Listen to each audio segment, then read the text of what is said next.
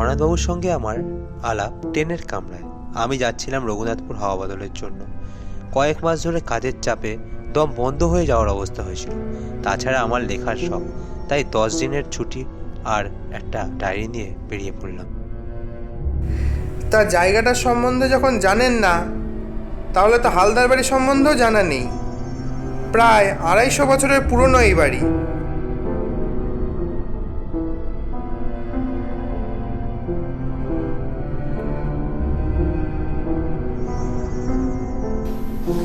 চাকে এখন খাবে না আলু থাকতে আগে জায়গাটা দেখে আসবে?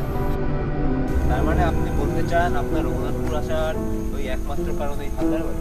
হালদার বাড়ি না, হানা বাড়ি। গন্ধ পাচ্ছেন? মাদ্রাজি ধূপ, মাছের তেল আর মরা পোড়ার মেশানো একটা গন্ধ। এ গন্ধ আমার খুব চেনা। এখানে ভূত অবশ্যম্ভাবী।